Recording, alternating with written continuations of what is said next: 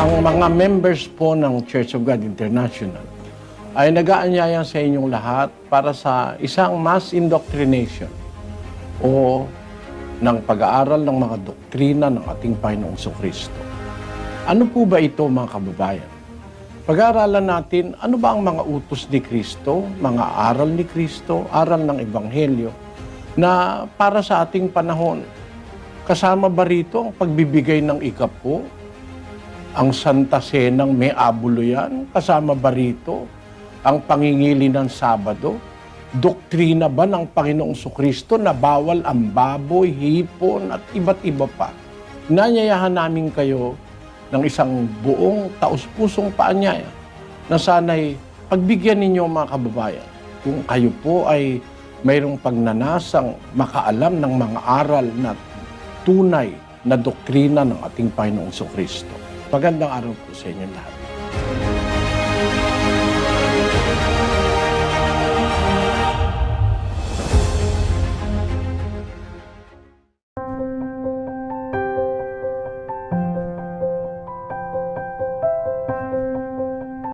Biblia ang sasagot, itanong mo kay Soriano. Welcome po sa ating Ang Dating Daan Worldwide Bible Exposition ngayong araw na ito.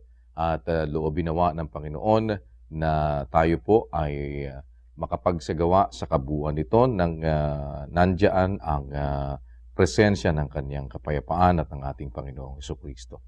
At ngayong araw na ito, mga kapatid, ay amin pong ibibigyan ng pagkakataon na makapagtanong sa kapatid na Eli ang ating mga kababayan ng iba't ibang mga katanungang may kinalaman sa ating pong mga pananampalataya, sa espiritualidad at sa mga bagay na gusto nilang malaman sa mga salita ng Diyos. Ngayon pong araw na ito, makakasama natin ang iba't ibang mga remote places natin dito sa Pilipinas at sa buong mundo sa pamamagitan po ng ating mga satellite feed. At para po tayo makapagpasimulang agad, narito po ang kapatid na Eddie Soriano. Kapatid na Eddie, magandang araw po sa inyo. Magandang araw po mga kababayan. Kung anumang oras at tiempo sa ibang mga lugar na nakakonekta po sa atin ngayon. Ito po ay dulot ng makabagong teknolohiya ngayon na ang broadcast na nanggagaling sa isang panig ng mundo pwedeng mapanood sa buong mundo. At yan po ay ating ginagamit ngayon sa pangangaral ng aral ng Ebanghelyo. Yan po ang nag-udyok sa amin para gumamit ng ganitong paraan ng pangangaral sa magitan ng teknolohiya ay para tayong nagbabaka-sakaling sa isang panig ng mundo may makapakinig kahit na gabi, hating gabi, madaling araw. Nagkakatotoo naman po yung aming pagbabaka-sakali kasi sa isang panig ng Africa may nakapanood sa satellite, sa isang panig ng Finland. Nagtataka nga kami, parang milagro. Biro mo yung radyo sa Pilipinas makarating sa Finland. Merong isang taga-Finland na nakapakinig, nag-interes, naghanap. Ayun, nagkaroon ng mga kapatid sa Finland. Ganun po mga kababayan. Ang ating channel ay open na makuha sa lahat ng panig ng mundo. Yung ordinaryong phone natin, meron na po tayong application para mapanood ang dating daan 24 oras araw-araw mula Lunes hanggang Linggo. We call this worldwide Bible exposition because in reality, it is really a Bible exposition worldwide because it can be seen in any corner of the globe, via satellite, via internet, via applications in cellular phones. Kaya ang anyaya namin mga kababayan, siguro sa ating panahon wala namang samahan na gaya nito na talagang nagtatanghal ng pangangaral ng Ebanghelyo sa buong mundo. Palibasa, naniniwala po tayo, utos ni Kristo yon na nasa Mateo 28:19-20, kapatid na Daniel. Dahil dito magsiyaon nga kayo at gumawa kayo ng mga alagad sa lahat ng bansa. na sila'y inyong bautismuhan sa pangalan ng Ama at ng Anak at ng Espiritu Santo. Na ituro ninyo sa kanila na kanilang ganapin ang lahat ng mga bagay na iniutos ko sa inyo. At narito, ako'y sumasa inyong palagi hanggang sa katapusan ng panahon. Yun. Ang sabi ng Panginoong Hesus, gumawa kayo ng alagad sa lahat ng mga bansa. Kaya tayo, mga kababayan, awa ng Diyos, halos sa lahat ng bansa meron tayong kapatiran at mga kapatid na sumasampalataya. You can be witness to the fact that really, the gospel can be preached unto all nations of the world sa pamamagitan ng ganitong technology. Umpisa na tayo, kapatid na Daniel. Opo, kapatid na Eli, at connected tayo ngayon sa Naga City, Camarines Sur. Nandun po si kapatid na Danny Navales kasama ating mga panauhin. Kamsur, go ahead please. Salamat po sa Diyos, kapatid na Daniel, kapatid na Eli. Mula po dito sa Naga City, ang ating pong bisitang magtatanong ay mula sa Tigaon, Camarines Sur. Isang born again po siya. Si 28 years old, si Patty Miranda. Andito po siya. Bakit po bawat rehiyon may kanya-kanya po silang pangalan ng Diyos? Isa lang naman po yung sinasamba nating Diyos, si Jesus. Bakit po? Example po yung Jehovah. Yun po yung Diyos nila. Alam mo, kapatid na Patty, kasi dahil sa tigas ng ulo ng mga tao, kaya nagkakaganon. Ayaw kasi sumunod sa Biblia. Pag susunod ka kasi, dapat ang susundin mo ay nakasulat. Wag lalagpas sa nakasulat, wag hihigit. 4:6 ng unang Korinto, pakinggan mo. Ang mga bagay ngang ito, mga kapatid, ay inianyo ko sa halimbawa sa aking sarili at kay Apolos dahil sa inyo, upang sa amin ay mga tuto kayo na huwag magsihigit sa mga bagay na nangasusulat, upang ang sino man sa inyo ay huwag magpalalo ang isa laban sa iba. Sabi ng Biblia, matuto tayo, wag hihigit sa nakasulat. Ngayon, ang tinutukoy na Pablo na nakasulat, yung isinulat nila. Yung isinulat ng mga propeta, yung isinulat ng mga apostol. Kailangan ang matutunan natin, wag hihigit doon. Ang mga iba, matigas ang ulo. Wala naman sinulat si Pablo na Jehovah. No? Wala naman sinulat ang mga apostol na Jehovah. Wala nun, kapatid. Wala nun sa Biblia. Inaamin naman niya na saksi ni Jehovah na yung pangalang Jehovah, lumitaw lang yan noong 14th century. 1400 taon pagkalipas ng kamatayan ni Kristo. Ibig sabihin, naimbento yan 1,400 taon pagkawala ni Kristo at mga apostol dito sa lupa. Doon lang lumitaw yung pangalang Jehovah. Pinapatunayan niya ng aklat ng mga saksi ni Jehovah. Basahin natin yung New World Translation sa foreword ng mga saksi ni Jehovah. Basahin natin. Pakinggan mo ha, kapatid. Ito po yan, nakasulat sa New World Bible Translation. While inclining to view the pronunciation Yahweh as the more correct way, we have retained the form Jehovah because of people's familiarity with it since the 14th century. Naimbento lang yung pangalang Jehovah noong 14 na siglo. Inaamin ng saksi ni Jehovah na yung Jehovah, hindi narinig yan, di ginamit yan, di nakikilala yan ng mga Kristiyano at ng mga propeta at ng mga Hudyo. Basahin natin ang aklat nila, Sislus, ng mga saksi ni Jehovah. Sige po, ito po ang kanilang aklat na nangangatwiran mula sa kasulatan sa page 191. Dahil dito ay binuo ng ilang makabago ang pangalang Jehovah na hindi kilala ng mga sinauna, maging Hudyo o Kristiyano man. Naamin nila, hindi kilala ng mga Hudyo, hindi kilala ng mga Kristiyano yung pangalang Jehovah. Kasi binuo lang ito ng ilang makabago ng mga nag-translate ng Biblia. Sa original na Biblia, sa Hebreo at saka sa Grego, walang pangalang Jehovah. Unang-una na sa lahat, kasi wala naman letter J sa alphabet ng Hebrew. Sa Hebrew alphabet, there is no letter J. Paano magiging Jehovah ang pangalan ng Diyos? Wala ngang hota sa alphabetong Ebreo kung saan isinulat ang original na Biblia. Imposible na ang pangalan ng Diyos ay Jehovah. Kaya sabi ng mga saksi ni Jehovah, kahit mas tama yung Yahweh, sabi naman ng iba, Yahweh raw. Sabi ng mga saksi ni Jehovah, kahit parang mas tama yung Yahweh, ang ginagamit namin Jehovah, kasi mula nung 14 na siglo, kilala na ng mga tao yung Jehovah. Mali ang paraan ng iba, mali talaga, huwag kayong magagalit sa akin, ganun.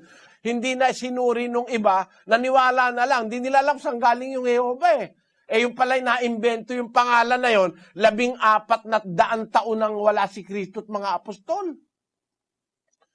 Hindi galing kay Kristo yung pangalang Jehovah at saka sa mga apostol. Mali yun, kapatid. O kagaya limbawa ng mga naniniwalang, yung paniniwala ng Confucianism. Meron Zoroastrianism, Zoroaster. Meron naman yung Baha'i faith. Ang Diyos naman nila si Baha'u'llah. Hindi totoo yan kapatid. Kahit ano pa itawag nila sa Diyos nila, mali kasi hindi naman yun ang nakasulat sa Biblia. Ang nakasulat sa Biblia, yun ang dapat nating matutunan. Sabi ni Apostol Pablo, 4:6 ng unang Korinto, sabi niya, matuto kayo sa amin, huwag hihigit sa mga bagay na nangasusulat. Kaya kung alin yung nakasulat, dapat yun ang matutunan mo. Ang iglesia sa Biblia, iglesia ng Diyos. Ba't ang pangalan ng iglesia mo ay Pentecostal? Hindi, mali. Ba't ganun ang tawag? Ang nasa Biblia, Church of God, iglesia ng Diyos. 20:28 ng gawa. Basahin natin. Ingatan ninyo ang inyong sarili at ang buong kawan na sa kanila'y ginawa kayo ng Espiritu Santo na mga obispo upang pakanin ninyo ang iglesia ng Diyos na binili niya ng kanyang sariling dugo. Nakasulat sa Biblia, iglesia ng Diyos, kapatid. Yan ang pinangaral ng mga apostol. Pinangaral sa Judea, sa Samaria, sa Galacia, pinangaral sa Korinto. Iglesia ng Diyos yan. Basahin natin ang 2 Korinto 1:1. Si Pablo na apostol ni Kristo Jesus sa pamamagitan ng kalooban ng Diyos at si Timoteo na ating kapatid sa iglesia ng Diyos na nasa Korinto. Kita mo, iglesia ng Diyos ang nakarating sa Korinto, pinangaral ni Apostol Pablo. Sinasabi ko lang, yung sabi ni Pablo, matuto tayo kung ano yung nakasulat. Huwag natin dadagdagan yon, huwag natin yung babawasan. Kaya ang iglesia totoo sa Biblia, iglesia ng Diyos. Ang aral na totoo, yung nakasulat. Walang dagdag, walang labis, pati sa pera, pati sa damit, pati sa pagkain, pati sa lahat ng aral, dapat nakasulat sa Biblia. Huwag hihigit sa bagay na nakasulat. Unawaan mo po, kapatid na Pati. Opo. Salamat. Salamat sa Diyos. Pagpalain ka, kapatid, at pati ang iyong mga mahal sa buhay. Salamat po mula sa Naga City. Meron po tayong mga in-studio guest. Kasama natin ngayong gabi. Ilan po sa ating mga naimbitahan. At kasama po natin ngayon. Magtatanong naman si Engineer Joseph Miranda. Magandang araw po, Brother Eli. Meron po akong 3 katanungan. Yung una po ay tungkol dun sa halamanan sa Eden. Tatanong ko lang po kung existing pa po ba ho yung halamanan sa Eden at saka hindi ho ba natuntun yun ng mga yung mga taga-sanlibutan noon na nung dumami na po yung mga tao. Yung pangalawa ho yung tungkol dun sa Genesis 6:2 ata yun.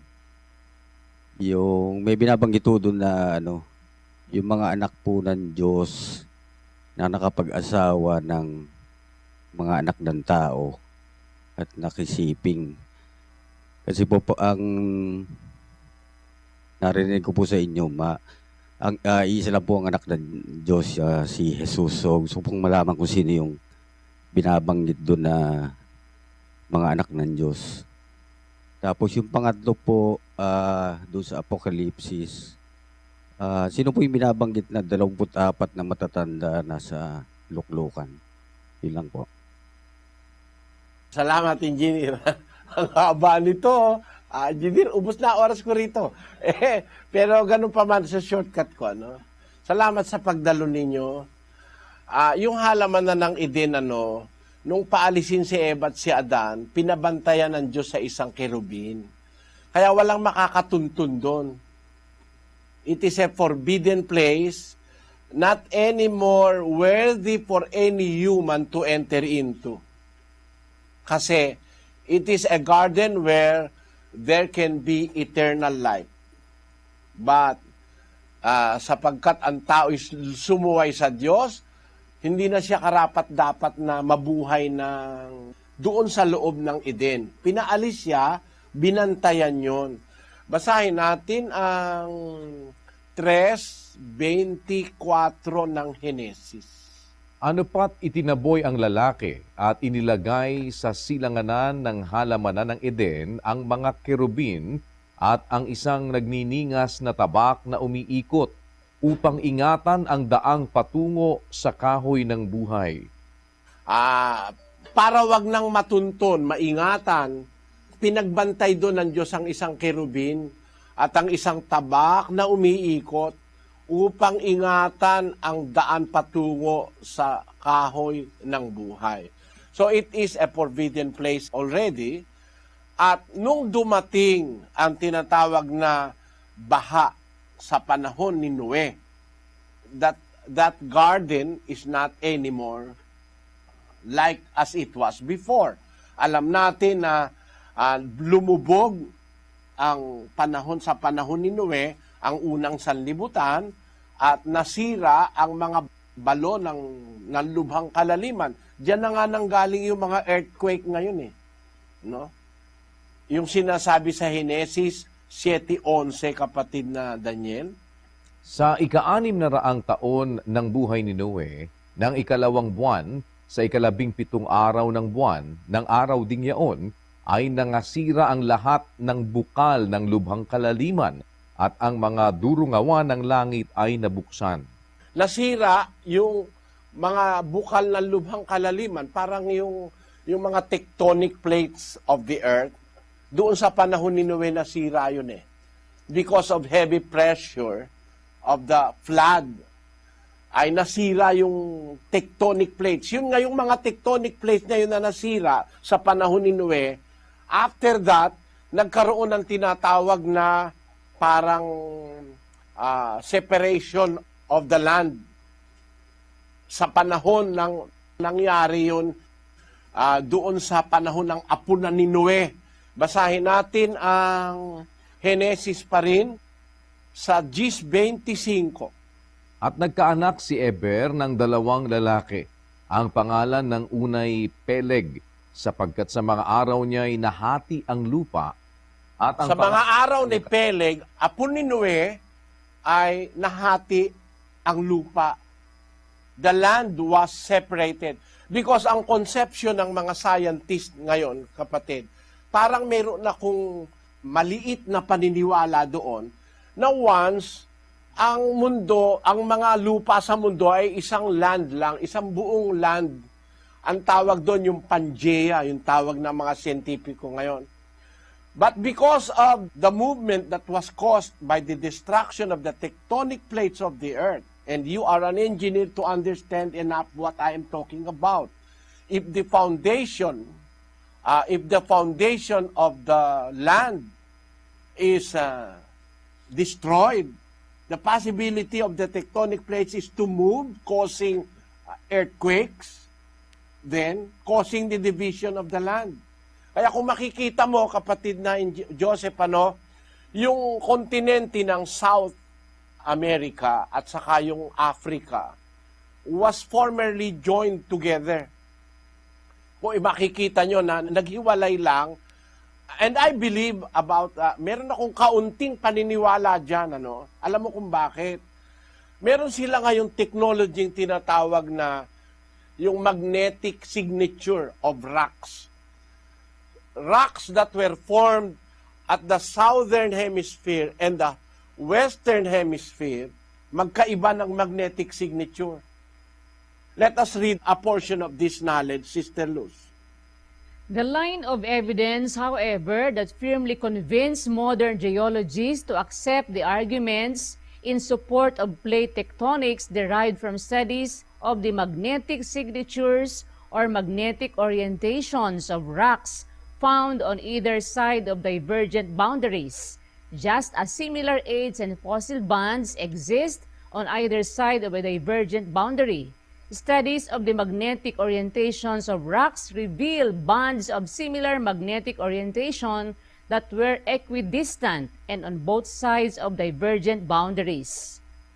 For example, theorizing that the continents of South America and Africa was formerly joined together, but they were only separated in time, yung magnetic signature nung parte ng South America at yung magnetic signature nung parte ng North Africa, magkapareho.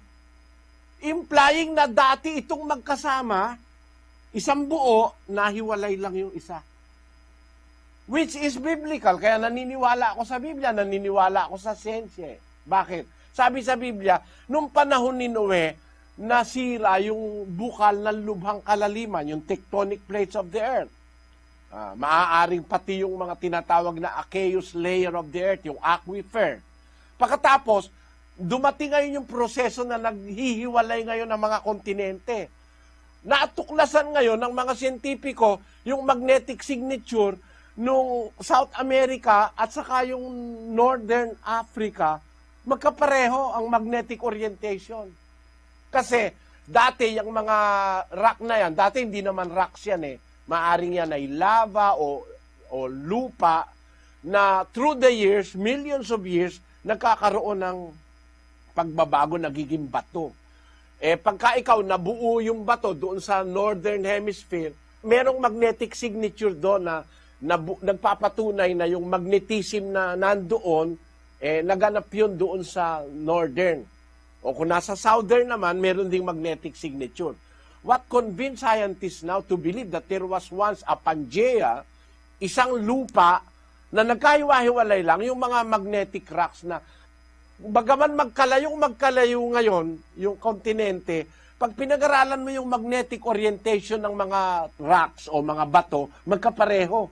Meaning, at pati yung species, no? Merong species of animal that is found in this particular place and is found also in a particular place which is believed to be one landmass in the beginning, nagkahiwalay lang. Kaya doon sa dalawang lugar na yon, merong magkaparehong species.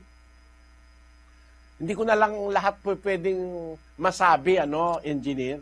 Pero nung panahon ni Noe, yung Garden of Eden, lumubog na yun eh. At on the notion that God caused it to be guarded by an angel, ayun, hindi na nakita ng tao yon. Ngayon, doon sa 6:2 naman ng Genesis, na ang mga anak ng Diyos ay nag-asawa ng mga anak na babae ng mga tao, wala namang posibleng mga anak ng Diyos noon, no? Bukod sa rasa umana o sa lahi ng tao, kundi mga anghel. Kasi, yung mga anak ng Diyos, yan tinatawag yan na mga anghel, tinatawag yung mga anak ng Diyos, kapatid. Babasahin natin muna ang Job 38:4. Nakikipag-usap ang Diyos kay Job. Sabi ng Diyos kay Job, ganito, Saan ka nandoon nang ilagay ko ang mga patibayan ng lupa? Ipahayag mo kung mayroon kang unawa. Sinong naglagay ng mga sukat niyaon kung iyong nalalaman? O sinong nagunat ng panukat diyan? Sa ano nalagay ang kaniyang mga patibayan? O sinong naglagay ng batong panulok niyaon? Nang magsiawit na magkakasama ang mga bituin pang umaga, at ang lahat ng mga anak na lalaki ng Diyos ay naghihiyawan sa kagalakan. Yung mga anak ng Diyos, sons of God, nung ginagawa ng Diyos ang mundo, nilalagay niya ang foundation ng mundo, inuumpisahan niyang gawin ang mundo, nag-awitan sa kagalakan, umawit yung mga anak ng Diyos. Ang tinutukoy ng mga anak ng Diyos diyan, mga anghel, engineer. Walang ibang anak ng Diyos na umiiral bago pa ang tao, kundi ang mga anghel. Ngayon, yung sinasabi ni Moises sa Henesis, nang makita ng mga anak ng Diyos, implying na mga anghel yon, na magaganda ang mga anak na babae ng mga tao, kumuha sila ng asawa nila. Nag-asawa sila sa anak na babae ng tao. Ang naging resulta, nanganak sila mga higante. Yun ang pruweba na hindi tao yung mga anak ng Diyos na yon. Nagkaroon ng crossbreed. Kaya nagkaroon ng tinatawag na mutation. Kasi hindi naman tunay na tao yung mga anghel eh. Yung mga anghel, kumuha lang sila ng katawan tao para makapag-asawa ng mga anak na babae ng tao. Bakit? Meron ba talagang ganon? Basahin natin ang Judas, Kapitulo 1 at versikulo 6. At ang mga anghel na hindi nangag-ingat ng kanilang sariling pamunuan, kundi iniwan ang kanilang sariling tahanan, ay iniingatan niya sa mga tanikalang walang hanggan sa paghukom sa dakilang araw. Ang mga anghel hindi nag-iingat ng kanilang sariling pamunuan, iniwan nila ang kanilang sariling tahanan. Sa English, maganda ang pagkakasalin eh, Brother Daniel. And the angels, which kept not their first estate, but left their own habitation, he hath reserved in everlasting chains under darkness unto the judgment of the great day. There were angels which kept not their first estate as spirit, because angels were created as spirit beings. But they kept not their own estate, their first estate, and left their own habitation. Kumuha sila ng katawan. Ang anghel kasi, engineer, pwede pong kumuha ng katawan tao. Gaya nung anghel na nagpakita kay Abraham, pumunta sa Sodom at Gomora para ang Sodom at Gomora ay sunugin. Yung anghel na yon, kumuha ng katawan tao, 3 sila. Nagpakita sila para makita sila ni Abraham. Pinakain pa nga sila ni Abraham, kumain naman eh. Yung katawan nilang tao na yon, hindi galing sa rasa ng tao yun eh. Hindi pinanganak ng tao yun eh. Katawan yon that these angels took upon themselves by their power. Powerful kasi yung mga anghel eh. Kumuha sila ng katawan tao, bumuo sila ng katawan tao, nag-asawa sila sa mga anak ng tao.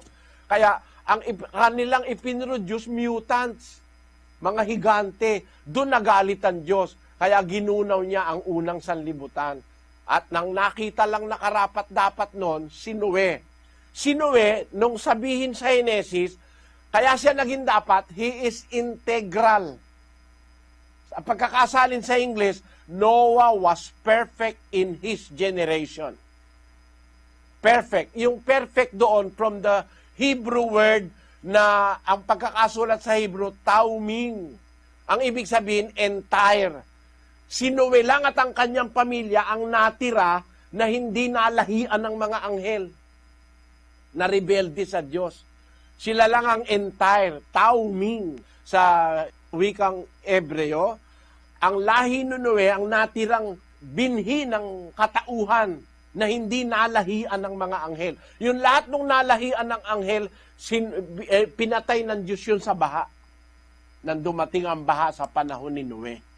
Kaya po yung tinutukoy na anak ng Diyos doon, mga anghel which left their first estate, iniwan nila ang kanilang talagang tahanan dahil nakita nila yung mga anak na babae ng mga tao magaganda, kumuha ng katawan tao, nag-asawa sa mga anak ng mga tao. Kasi yung anghel hindi pwede mag-asawa yun sa tao kung hindi kukuha ng katawan eh. Wala namang katawang available para sa kanila na mga anak ay babae para maging kalahi sila ng human race. Kaya nagkaroon ng mutation, nag-produce ng giants. Mahirap na ipaliwanag sa shortcut ito pero gusto ko masagot lahat yung sa nasabi ni engineer Sino naman daw yung 24 na matatanda sa luklukan? Ang ginagamit pong salita sa Grego, kapatid na engineer, yung presbyteros. Sa English, i-translate nila presbyter. Ang kahulugan nun, translate mo sa Tagalog, matanda, Hindi ang kahulugan noon, may balbas, mahaba, tapos nakayuko na at korbo na, hindi ganon. Yung matatanda, sa Biblia po, ang tinutukoy na matanda is an authority. An authority. Parang si Pedro, sa edad niya na 30 taon, mas i menos, kasi si Kristo kumuha ng mga apostol, kaedad niya eh. Hindi naman si Kristo kukuha ng mga apostol na hukluban na hindi na pwedeng maglakad eh, no?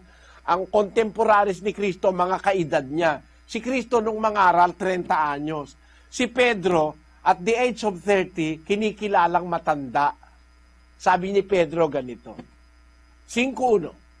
Sa matatanda nga sa inyo'y umaaral ako, akong matandang kasamahan ninyo, at isang saksi ng mga hirap ni Kristo na may bahagi naman sa kaluwalhatiang ihahayag.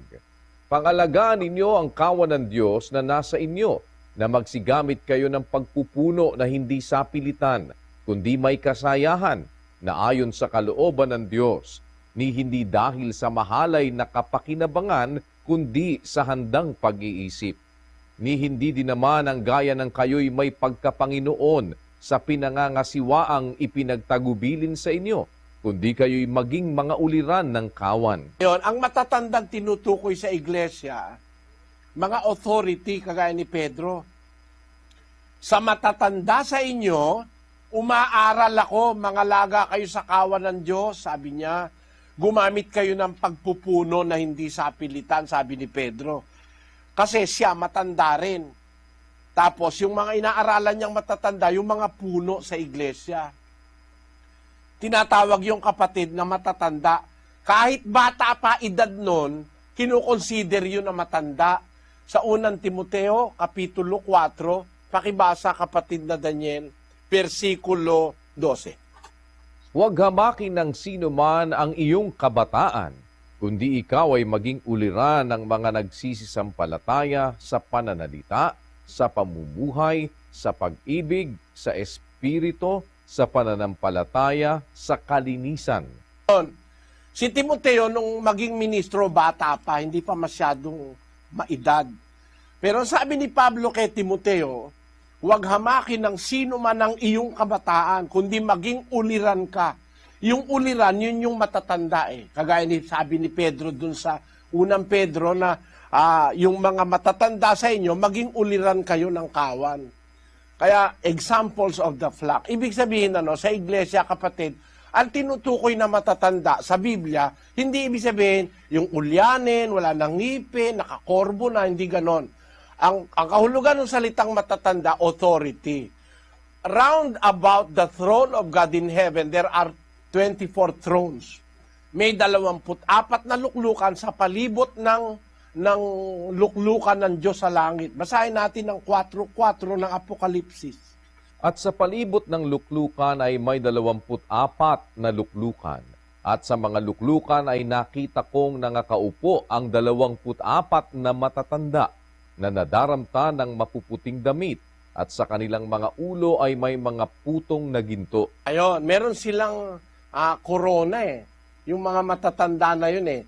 Ang pag nagbabasa ng Biblia, iba, ang iniisip doon, matatanda, para bang yung lola ko na malabo na mata, ganoon, wala nang ngipin, ang balate, yung kurduroy na ang balat, ganoon ang paniwala. Pero hindi, mga authorities yan that are seated round about the throne of God in heaven.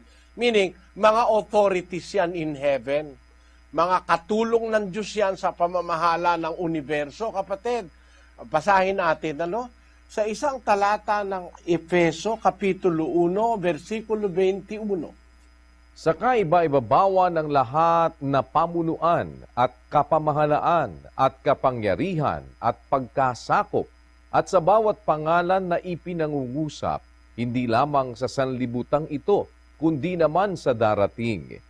At ang lahat ng mga bagay ay pinasuko niya sa ilalim ng kanyang mga paa, at siyang pinagkaloobang maging pangulo ng lahat ng mga bagay sa iglesia. Si Kristo ginawang pangulo ng iglesia, at hindi lang siya pangulo ng iglesia, nasa ibabaw siya ng lahat ng kapamahalaan, kapangyarihan, pagkasakop, bawat pangalang ipinangungusap, hindi lang sa sanlibutan ito, kundi sa darating. In English, it is well said. Ang sabi doon, above all principality and power and might and dominion, and every name that is named, not only in this world, but also in that which is to come. Ibig sabihin, meron talagang powers, authorities, dominions.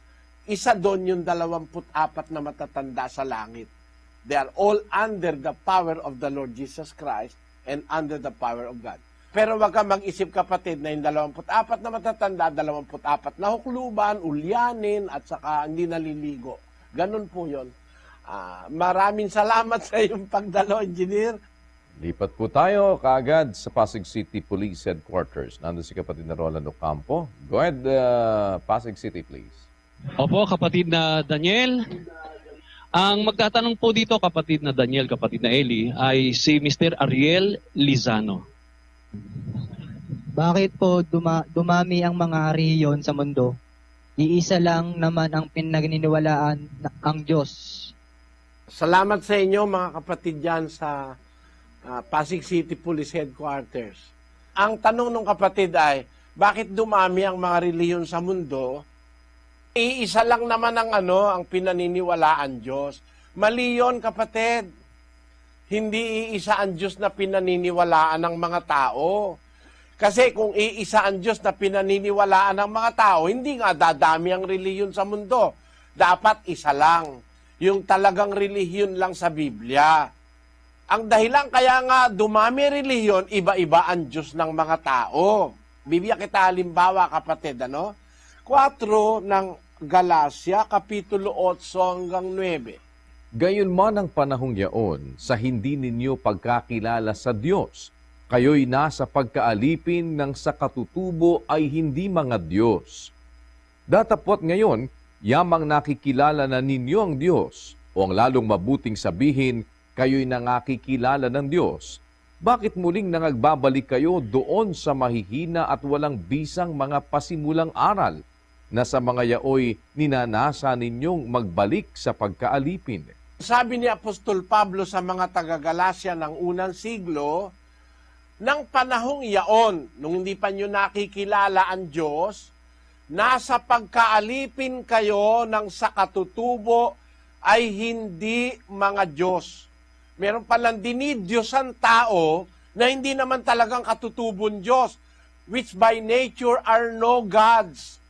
Merong mga tao na dumidiyos sa hindi talagang Diyos. Kagalimbawa ni Buddha. Hindi naman Diyos yun eh.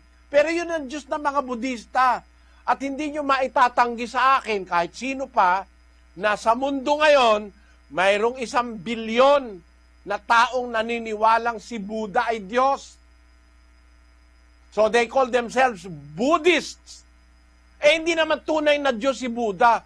Wag naman sana akong kakagalitan ng mga Budista, lalo na mga Chinese. Hindi Diyos si Buddha. Ang naniniwalang si Buddha ay Diyos, may 1 bilyon. Kaya yung paramihan sa relihiyon, di ako naniniwala ron eh. Sa mundo, meron ngayong 0.5 bilyong ateista. Pinakamarami sa Japan.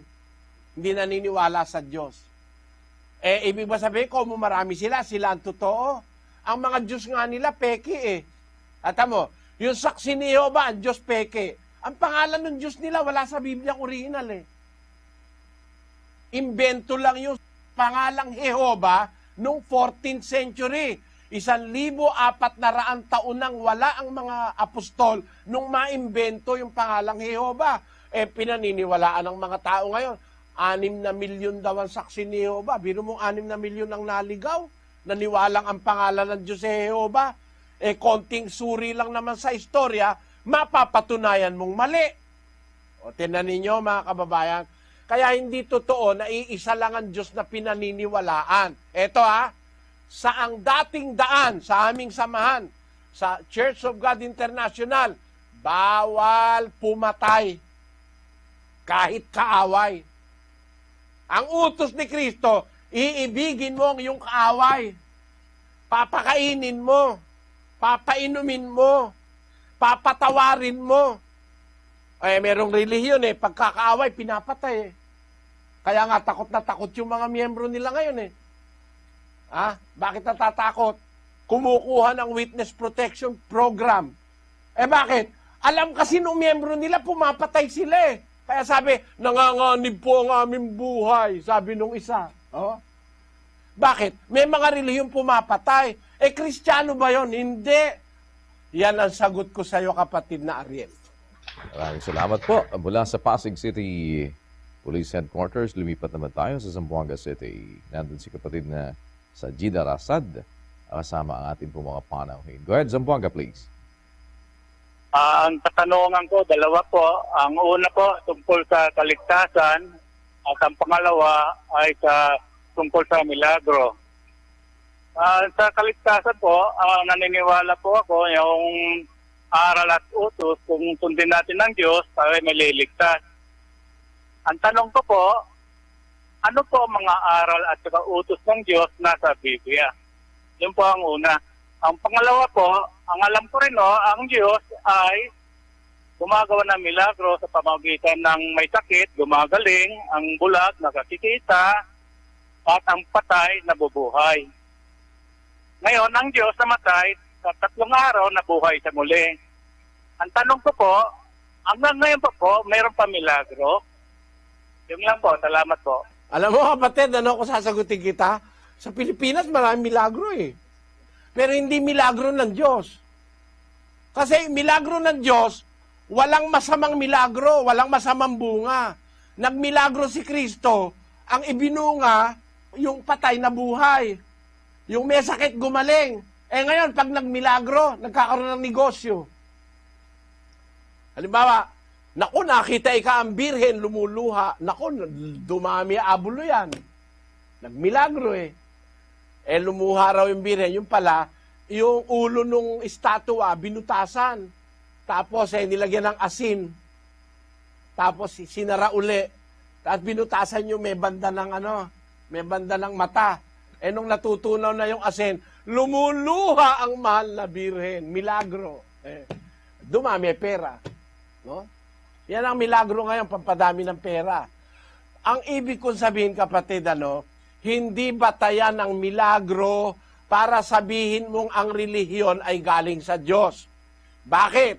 Basahin natin ang 24:24 ng Mateo.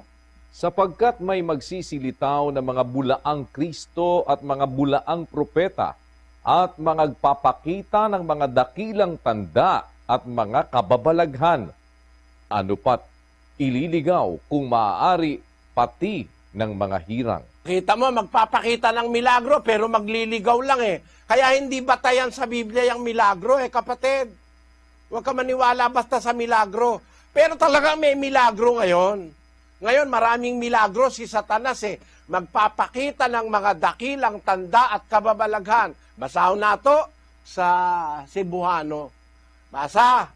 Sabi diyan, kay may manindog nga mga bakakong Kristo, ug mga bakakong manalagna, ug magpakita, ug dakong mga ilhanan, ug katingalahan aron sa paglimbong kung arang mahimo bisan sa mga pinili. Ayon. Kita mo, manluloko lang mga milagro ngayon, ang karamihan Pero ako, naniniwala, I believe in miracle. It's another miracle. You belong to me. Meron namang milagro ang Diyos Ang ngayon sa panahon natin, yung mga mabubuting bagay na mga kahatulan ng Diyos, mga paghahayag ng Diyos ng kawalanghiyaan, milagro ng Diyos yan. Biro mo naman nasa pwesto sila. Matataas ang pwesto nila. Biglang-bigla, nahahayag sila, nakakulong sila ngayon. Hindi ba milagro ng Diyos yun? Yan dapat mo makita, kapatid. Kaya hanggang ngayon may milagro. Pero karamihan ang milagro ngayon, hindi sa Diyos. At hindi kailangan ng ministro magmilagro para maging sa Diyos. Tinan mo isa sa pinakadakilang tao na buhay sa mundo, hindi naman nagmilagro basahin natin ang Juan 10:41. At marami ang mga nagsiparoon sa kanya at kanilang sinabi, katotohanang si Juan ay hindi gumawa ng tanda. Ngunit lahat ng bagay na sinalita ni Juan tungkol sa taong ito ay totoo. Si Juan Bautista, napakabuting tao. Napakadakilang mangangaral ng Diyos, pero hindi nagmilagro si Juan eh. Sabi ng ulat ni Juan, marami ang nagsiparoon sa kanya at kanilang sinabi, katotohanang si Juan ay hindi gumawa ng tanda, ngunit lahat ng bagay na sinalita niya tungkol kay Kristo ay totoo. Ibig sabihin, si Juan Bautista hindi nagmilagro. Sabihin mo ba, hindi sa Diyos yun dahil walang milagro? Sa Diyos siya, walang duda. Pero hindi nagmilagro si Juan Bautista, kapatid na William. Yung pa palang isang tanong niya, kapatid, ang sabi doon sa isang tanong ni kapatid na William, ano raw ba ang aral at utos na dapat sundin sa Biblia para maligtas? Alam mo kapatid, maraming utos sa Biblia. Pag ang sinunod mo, utos ni Moises, hindi ka maliligtas. Kasi hindi naman para sa panahon natin yun eh. 13:39 ng gawa. Basahin natin, kapatid na Daniel. At sa pamamagitan niya, ang bawat nananampalataya ay inaaring ganap sa lahat ng mga bagay, na sa mga ito'y hindi kayo aariing ganap sa pamamagitan ng kautusan ni Moises. Sa panahong Kristiyano, hindi tayo aariing ganap o hindi tayo maliligtas kung ang susundin natin ay ang kautusan ni Moises. Gaya ng ginagawa ng mga Sabadista, nagsasaksak kay Moises. Hindi naniniwala sa mga apostol yung mga Sabadista eh. Saksak pa rin ang saksak kay Moises. Balik pa rin ang balik, 10 utos, 10 utos, 10 utos. Mali! Hindi naman 10 ang utos ngayon. Huwag naman kayo magagalit. Diretsahan lang ako talaga eh. 10 utos, 10 utos. Ba't kayo nagbabautismo? Tinanong ko yung pastor na Sabadista, utos ba ako ng Diyos ang bautismo? Sagot niya, oo raw. Ba't 10 ka ng 10? Wala namang bautismo 10 eh. Sinutupad mo yung bautismo, hindi ka dapat daldal ng daldal 10 utos, 10 utos. Hindi ka pala marunong magbilang eh. Wala na yon. Hindi na 10 utos. Binago na ni Kristo ang batas. Basa. At 7:12 ng Ebreo. Sapagkat nang palitan ang pagkasaserdote ay kinailangang palitan naman ang kautusan. Maliwanag, Nang palitan ang pagkasaserdote, kinailangang palitan ang kautusan. Nagpalit na mula sa kautusan ni Moises hanggang sa kautusan ni Kristo ngayon. Iba na utos, hindi na yung kautusan ni Moises. Basahin natin ang 6:2 ng Galacia. Magtulong-tulong kayo sa pagdadala ng pasanin ng isa't isa at sa gayon ninyo matutupad ang kautusan ni Kristo. Ayan, sa panahong Kristiyano, kapatid, ang kautusan ngayon, kautusan ni Kristo. Ang isa sa kautusan ni Kristo, alam mo kung iibigin mo ang kaaway mo. Papakainin mo. Huwag mong papatayin.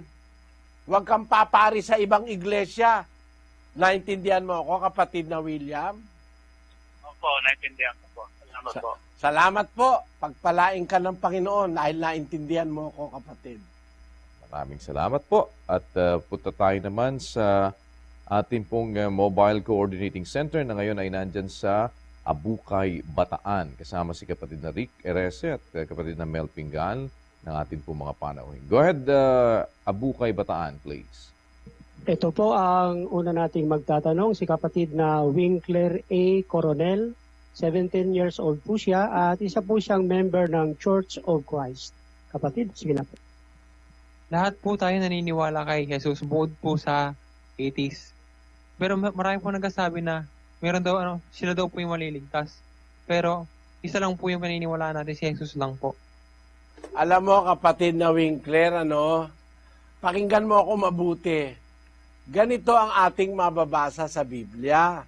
24:24 ng Mateo. Sapagkat may magsisilitaw na mga bulaang Kristo at mga bulaang propeta at magpapakita ng mga dakilang tanda at mga kababalaghan ano pat ililigaw kung maaari pati ng mga hirang. Pakita mo, kapatid, without the wink. Mababasa mo sa Biblia, may lilitaw mga bulaang Kristo, false Christ. Sa Pilipinas, meron yan. False Christ yan eh. Paano mo naman sasabihin sa akin, kapatid na Winkler, lahat tayo naniniwala kay Kristo? Hindi. Iba-iba ang Kristo sa ating panahon. Basahin natin sa 2 Korinto 11:4. Pakinggan mo, ha? Sapagkat kung yaong paririto ay mangaral ng ibang Jesus na hindi namin ipinangaral, o kung kayo'y nagsisitanggap ng ibang espiritu na hindi ninyo tinanggap, o ibang ebanghelyo na hindi ninyo tinanggap, ay mabuting pagtiisan ninyo. Sabi ni Pablo, mangangaral ng ibang Jesus, hindi namin ipinangaral, o ibang ebanghelyo. Kaya alam mo, sa ating panahon, maraming ibang ebanghelyo eh. Another gospel, another Christ, another Jesus. Mga fake, hindi yun talagang Jesus sa Biblia. Kaya hindi mo ako pwedeng paniwalain na tayong lahat naniniwala sa isang Jesus, sa isang Diyos, sa isang Kristo. Merong Jesus, may Kristo malupit. May iglesia, yung Kristo nila, inutusan silang pumatay ng kapwa. Pagkaaway nila, pinapatay nila, yun ang Kristo nila, mamamatay tao. Yung Kristo sa Biblia, ang utos, iibigin nyo ang inyong kaaway, papautangin nyo ang inyong kaaway, huwag na kayong umasa na kayo'y babayaran pa. Yun ang sabi ng Kristong totoo. Basahin natin ang 6:35 ng Lucas. Subalit ibigin ninyo ang inyong mga kaaway at gumawa kayo ng mabuti. Magpahiram kayo na hindi umaasa ng kapalit.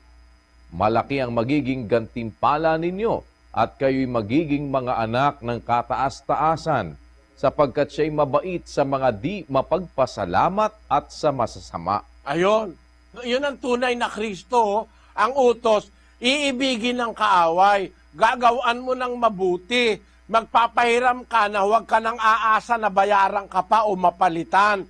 Pero malaki ang magiging gantimpala mo sa langit.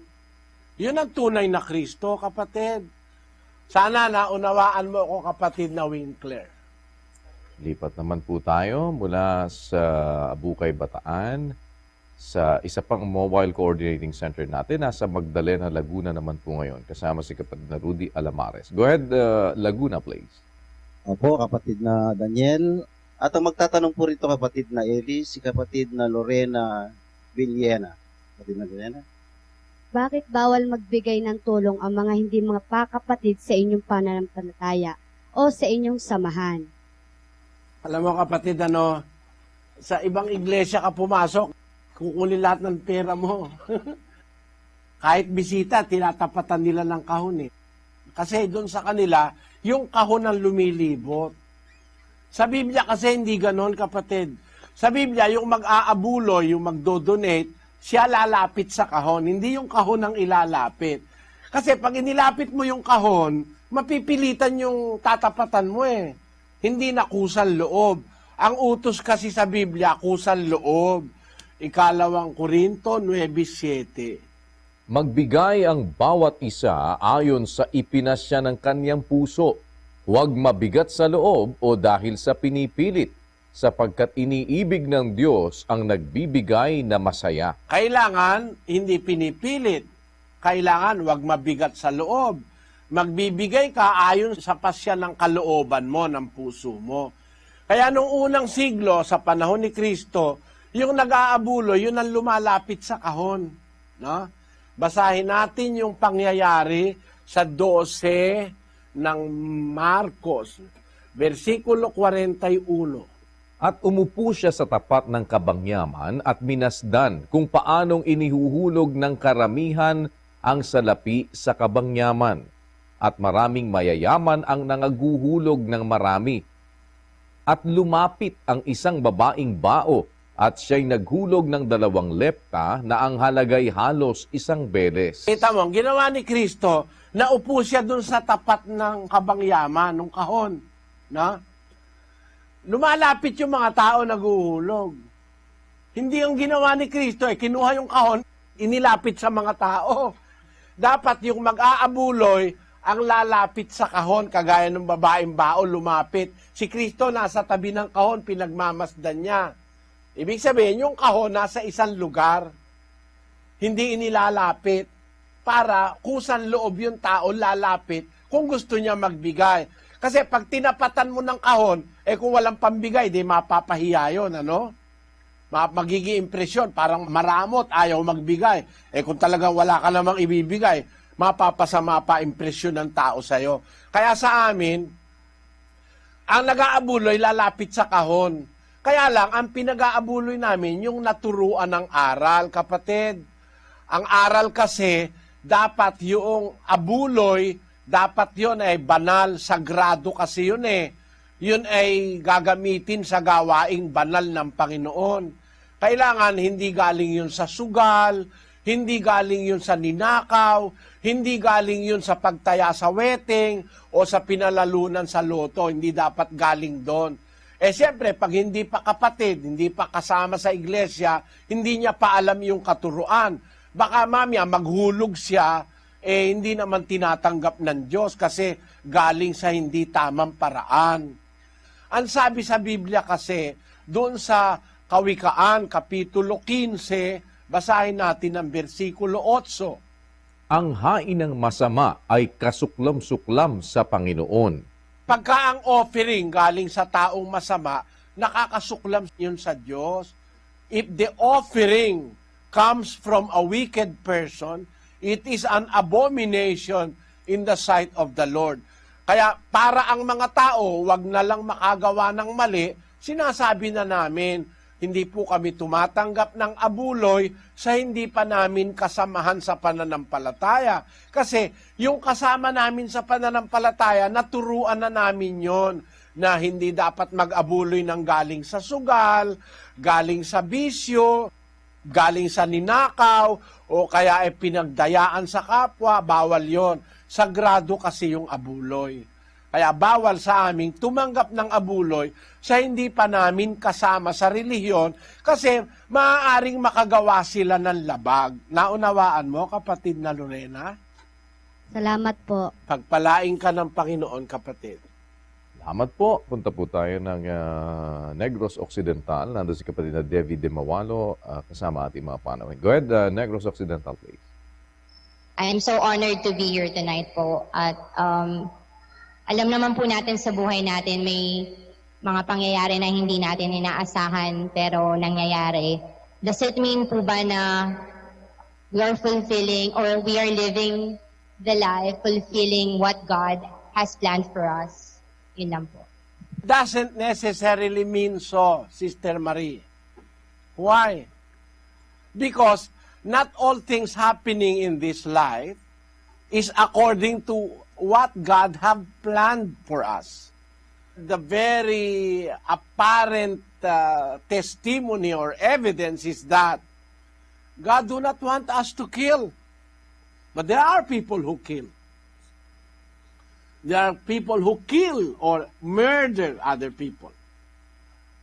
Cruelty abounds almost everywhere. There are wars. There are unrest among people. Will we say that, is this the plan of God? No. Why?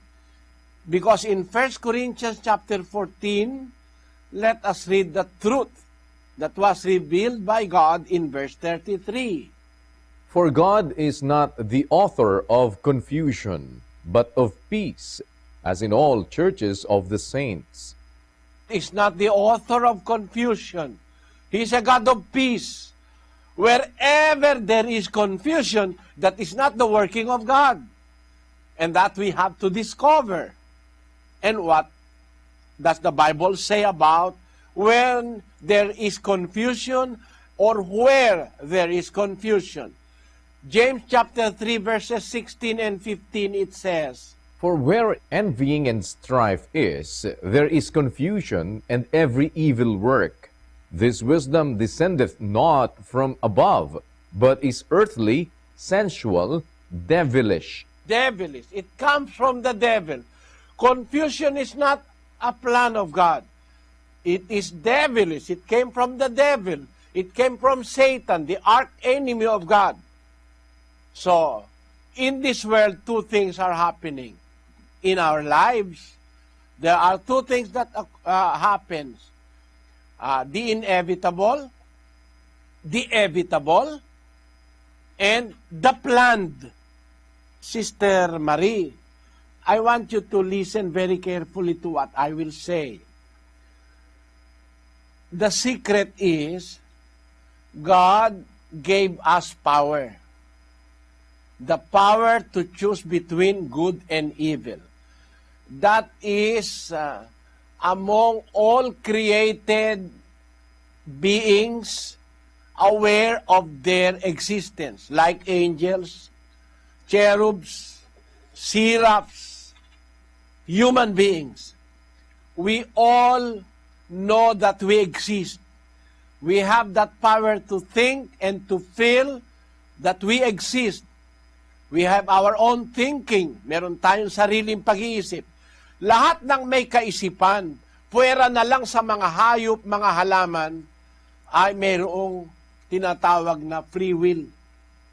The power of choice. We have the power to choose. It is given to us by God, not to allow us to do evil, but He wants us to do what is good willfully, not forcefully. Because otherwise, forcefully, we will be like robots. God can force us, but we will exist like robots. Maybe you also do not want to be an existing robot that moves by the dictate of the computer or the programmed movements of the computer. You do not even have the pleasure of choosing your mate. One very good example of that gift of God of free choice is your choice of your lifetime partner, your husband or your wife. If you are a robot, you cannot choose. Pipilitin mo yung sarili mong mahalin mo, yung tao na hindi mo mahal. Wala naman akong nararamdaman. Dun sa isa may nararamdaman ka, kaya yun ang gusto mo. Pag hinalikan mo yon, maligayang maligaya ka. Parang natumitigil ang mundo sa pag-andar pag nakikipaghalikan ka doon sa mahal na mahal mo. Pero pag pinilit kang halikan mo yung hindi mo mahal, naamoy mo pa'y mabaho, para kang nakaamoy ng imburnal, kasi kahit mabaho, pag mahal mo, okay rin no? Pero pagka hindi mo mahal, nakakadiri yun, di ba? Ganun yun Di ba yun ang nandun sa, yung isang kantang natatandaan ko, no? Once on a high and windy hill, in the morning mist, two lovers kissed, and the world stood still. Diba? Yung nagmamahalan, pag nag-kiss yun, and the world stood still. Parang wala ka nang nalalamang iba pa, parang tumigil lang ang mundo sa buhay mo, sa ligaya mo. Kung wala kang free choice, ang ibig sabihin, ang isa sa pinakamagandang regalo ng Diyos sa tao, yung karapatan natin at kapangyarihan nating makapili. Makapili tayo ng lasa ng ulam. Kung gusto natin, kung Bicolano tayo, masarap yung Bicol Express, na maanghang, na mamumula ang mukha mo at tutulo ang sipon mo. Pero merong mga lugar, ayaw naman nung maanghang. Meron naman gusto ng mga lugar, maalat, parang sa Ilocos. Laging ang halo nila doon, bagoong na isda. Doon naman sa Cebu, ginamos naman, yung bagoong naman na ginamos. Ayan. Di ba masarap mabuhay pagka ang kinakain mo yung gusto ng panlasa mo? Pero pag ang kinakain mo, yung ayaw mong panlasa mo, siguro ayaw mong mabuhay ng mahaba nun. No?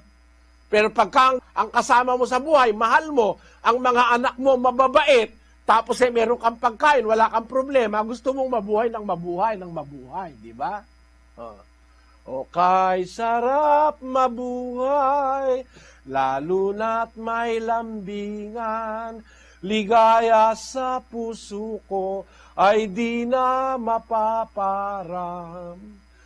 Maalaala mo kaya ang sumpa mo sa akin na ang pag-ibig mo ay sadyang di magmamaliw.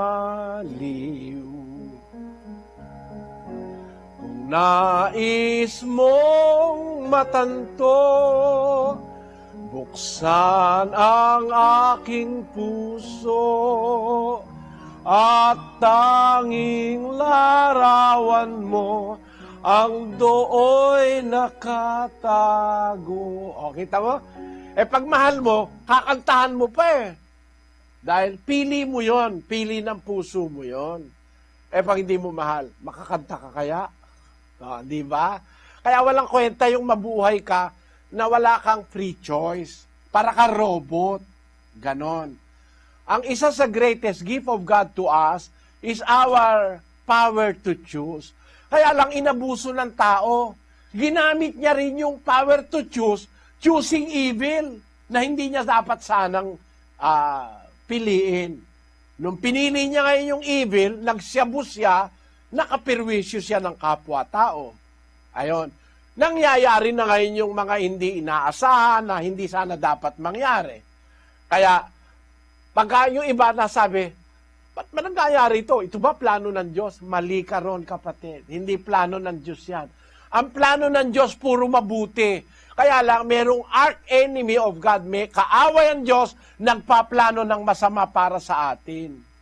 Kaya dapat sa atin, laging ang piliin natin, yung nasa unang Tesalonica 5, versikulo 21 hanggang 22, kapatid na Daniel. Subukin ninyo ang lahat ng mga bagay. Ingatan ninyo ang mabuti. Layuan ninyo ang bawat anyo ng masama. Yun. Ang dapat sa ating gawin natin, kapatid, piliin natin yung mabuti. Tapos, lumayo tayo sa bawat anyo ng masama. Kung hindi magagawa ng lahat ng tao, at least ikaw gawin mo, layuan mo yung masama. You live in your own corner of the world according to the will of God. And let other people live according to their will and according to the will of their father, the devil. Sana naunawaan mo, kapatid na Marie. Yun lang po. Maraming salamat po. Salamat sa Diyos. You are welcome.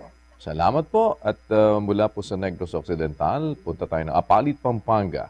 Si kapatid na Tobias at kapatid na Don Capulong kasama natin mga parang. Go ahead, Apalit, please. Opo, salamat sa Diyos, kapatid na Daniel. At muling nagkaroon ng pagkakataon ng ating mga kababayan na makapagsangguni ng kanilang mga suliraning pampananampalataya. Ito rin po sa Apalit ay meron po tayong panauhin na gustong magtanong kay kapatid na Eli. Kapatid na Ato. Salamat po sa Diyos. Narito po ang ating pong panay magtatanong. Si kapatid na Brian Villapando, isa po siyang born again. Sige po, kapatid. Tatanong ko lang po kung totoo po ba yung lay hands na kapag napatungan ng kamay ng pastor ay gagaling ng karamdaman at matutupad na yung kanyang kahilingan. Maraming salamat po. Alam mo, kapatid, yung patong-patong ng kamay ng pastor, conforme sa kamay na ipapatong. Ang inutusang magpatong ng kamay, yung malinis ng kamay. No? Walang daya. Kamay na hindi nagbububu ng dugo. Hindi nanloloko ng kapwa. Yung mga kamay na yon ang ipinapapatong ng Diyos. Gaya ng kamay ng mga apostol. Pero yung kamay na nagnanakaw, yung kamay na nananalat ng kung ano-anong sinasalat, pagkatapos ipapatong mo sa kapwa mo, naku, masama yun. Makakadamay pa ng kasalanan yun 5:22 ng unang Timoteo. Huwag mong ipatong na madalian ang iyong mga kamay sa kanino man, ni huwag kang makaramay sa mga kasalanan ng iba. Ingatan mong malinis ang iyong sarili. Mo, yung si Timoteo may karapatan siyang magpatong ng kamay. Pero wag mong ibapatong yung kamay mo na madalian kahit kanino, sabi niya. Huwag kang makaramay sa kasalanan ng iba. Ingatan mong malinis ang iyong sarili. So yung magpapatong ng kamay dapat malinis. Tingnan mo muna yung pastor na magpapatong sa'yo kung malinis ang kamay. Alam mo kapatid na Brian, yung laying on of hands, ginawa ng mga apostol yan. Pero later in their ministry, hindi na nila pinractice yan. Isa yan sa mga elementary teachings of the Lord Jesus. Nung dumating ang panahon ng mga apostol, lalo na sa panahon ni Pablo, hindi na sila nag-practice diyan. Binawalan niya nga si Timoteo na basta-basta na lang magpatong ng kamay kahit kanino Baka madamay ka sa kasalanan ng iba. Kaya nung panahon ni Pablo, may mga sakit, di niya na pinatungan ng kamay. Kasi dumating na yung grado ng pananampalataya na nasa spiritual na sila level. Yung spirituality ang itinuturo niya, hindi na yung material na bagay. Pakinggan mo ito sinasabi sa 5:23 ng unang Timoteo.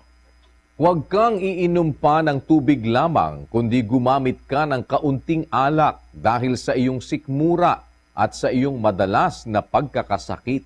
Si Timoteo, ministrong kasama ni Pablo, mahal na mahal siya ni Pablo, meron sakit sa sikmura, no? Laging madalas na nagkakasakit sa sikmura. Sabi ni Pablo, gumamit ka ng kaunting alak, ihalo mo sa tubig dahil sa yung sikmura at sa madalas na pagkakasakit. Hindi niya naman pinatungan ng kamay si Timoteo para gumaling na milagro, na magagaling ng mabilis. Hindi. Kasi hindi na nga nila pinapractice sa bandang huli ng kanilang ministeryo yung pagpapatong ng kamay. Pakinggan mo sa 2 Timoteo 4:20. Si Erasto ay natira sa Corinto, datapwat si Trofimo ay iniwan kong may sakit sa Mileto. Tamo, si Trofimo, isa sa mga kasamahan ni Pablo, nung umalis siya sa Mileto, may sakit, hindi niya pinatungan ng kamay. Kasi siya rin ang may sabi, si Pablo, iwan na natin yung mga simulain na yan, na patong ng kamay, patong ng kamay, patong ng kamay. Iwan na natin yan sa 1 hanggang 2 ng Hebreo.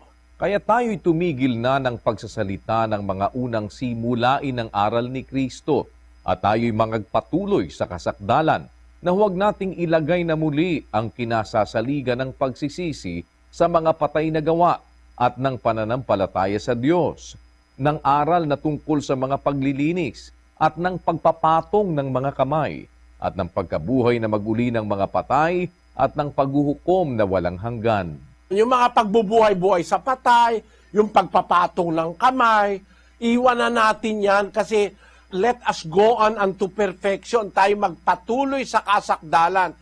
Ang aral ni Kristo, progressive. Hindi laging puro milagro, puro buhay ng patay. Kung puro buhay ng patay, masama yun Alam mo kung bakit? Halimbawa, namatay si Timoteo. Pinatungan lang kamay ni Pablo. Nabuhay uli. Namatay na naman uli. Papatungan na naman ang kamay. Mabuhay na naman uli. Kung may rayuma yung tao, kaya nga namatay para magpahinga na. Patong ka ng patong ng kamay. Buhay naman ang buhay. Hirap na sa rayuma. Parang pinapahirapan mo yung tao. Mali yun. At kung totoo yan, na pagpatong ng kamay, mabubuhay ang patay, dapat walang Kristiyanong namatay. Hanggang ngayon, buhay pa sila lahat. Kaya lang makikita mo, may mga damo na sa likod kasi masyado na matatanda no? Tapos hirap na sa rayuma, hirap na dahil may hika, 2,000 taong ka ba namang hikain pag hindi ka naman napagod niyan, Kapapatong ng kamay. Ganon. Kaya nung bandang huli ng mga ministeryo ng mga apostol, itinuro na ng Panginoong Hesus na magpatuloy sa kasakdalan yung higher level of faith.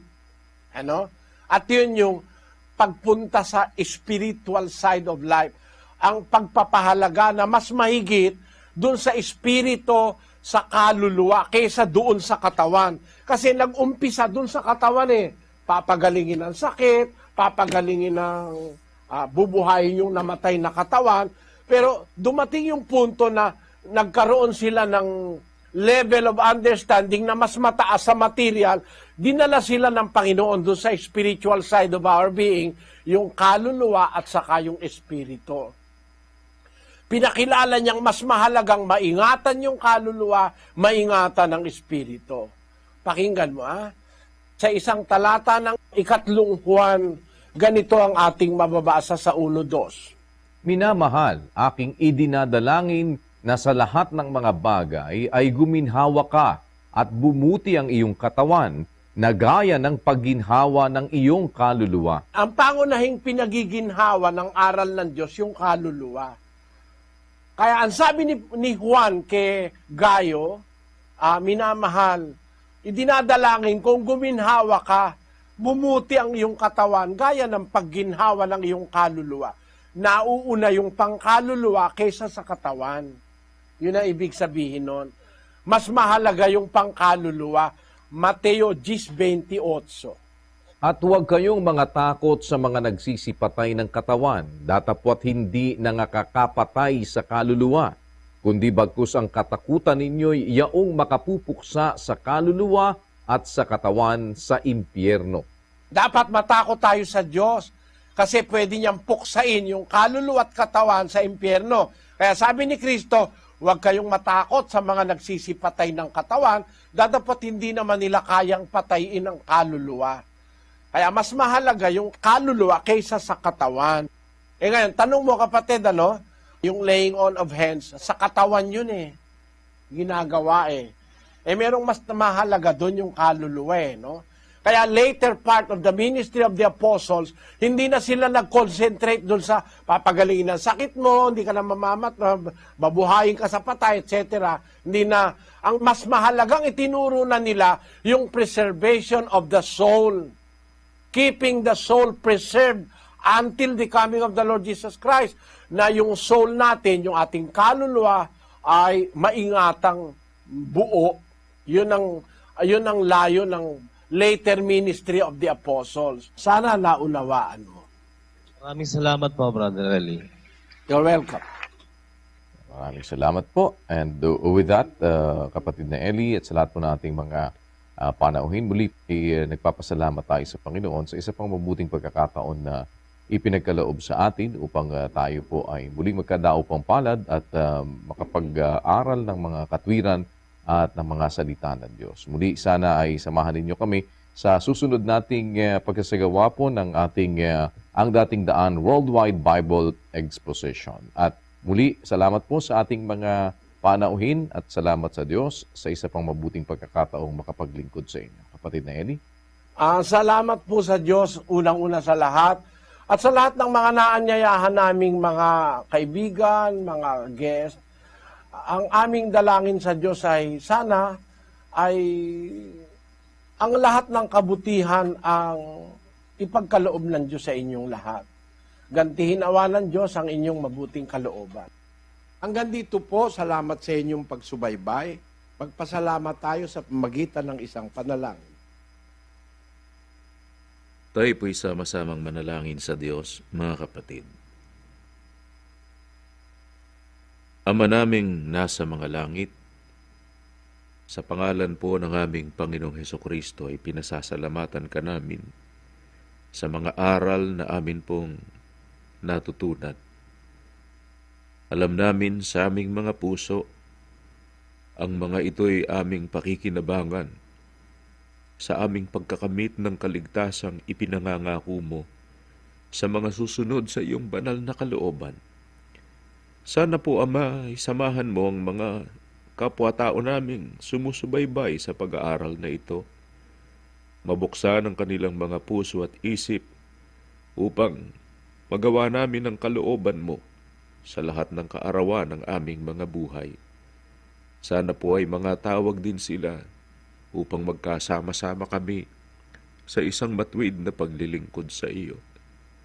Magpala ka po sa aming mga kapwa-tao at mga kapatid na gumagawa ng kanilang bahagi upang ang iyo pong mga salita at ang iyong karangalan ay maipahayag sa madla. bahala ka na po sa aming lahat. Sa iyo po namin ipinagtatagubilin ang aming mga buhay at kapalaran. Marami pong salamat sa iyo, Panginoon, sa pangalan ng aming tagapagligtas na si Kristo Jesus. Amen.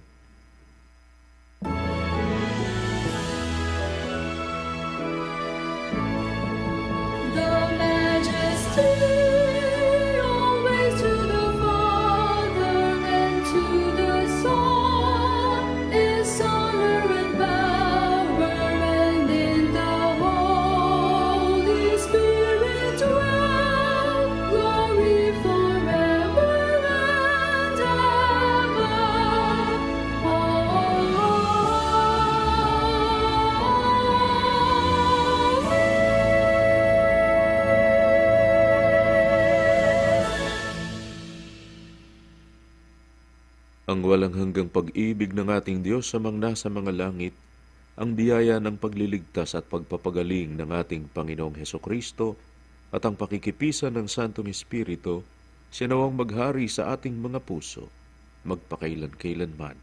Amen.